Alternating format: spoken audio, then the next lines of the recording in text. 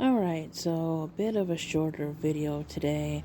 I have been doing like reviews or like recaps of each chapter of the Ballad of Songbirds and Snakes. I did 1 and 2, and I'm just gonna do 3 and 4 together. So in 3, Coriolanus meets Lucy Gray. He goes to the train station to meet her because he wants to like make an impression, and he wants to show that he's really involved in this, right? So it's all about his image.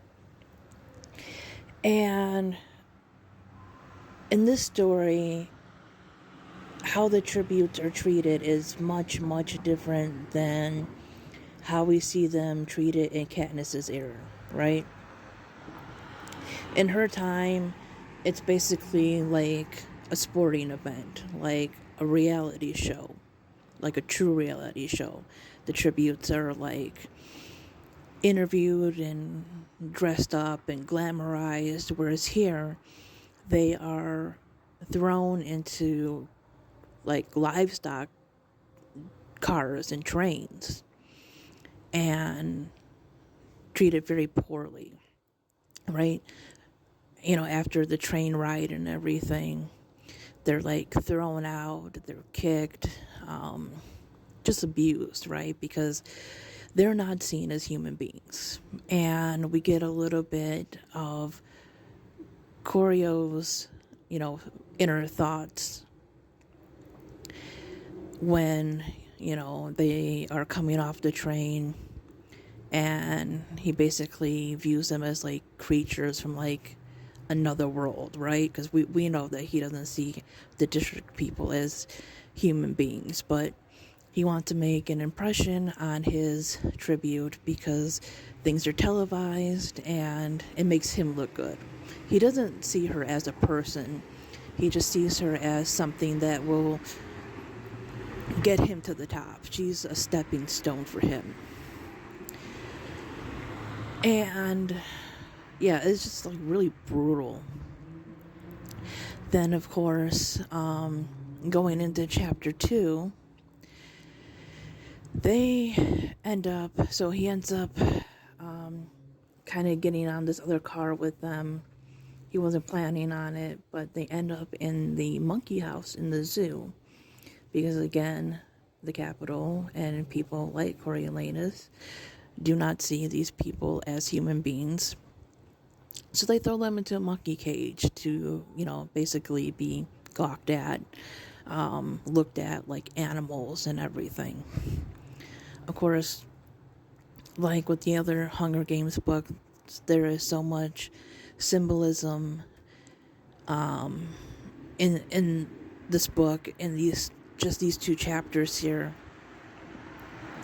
because a lot of people point out that the Hunger Games is an allegory, symbolism, whatever you want to call it, not just for like classism, but also technically racism, right? Because that's what the Capitol people are supposed to be. They're technically racist, right? They're racist against, or they're prejudiced against, the district people. And I don't want to directly say it, and I definitely don't want to come off as incorrect, disrespectful, or whatever, but it does seem like she might have taken some inspiration. I don't even know if inspiration is the right word, if that's like a proper word to use, but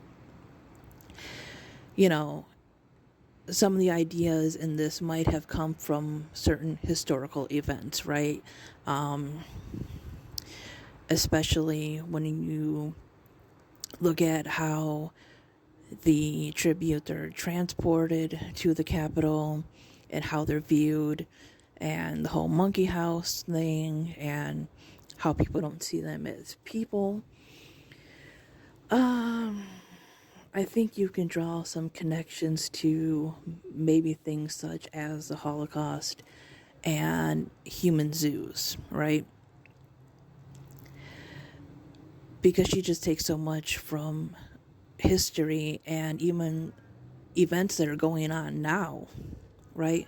And she just cleverly weaves them in. And the whole point is, of course, these things have happened.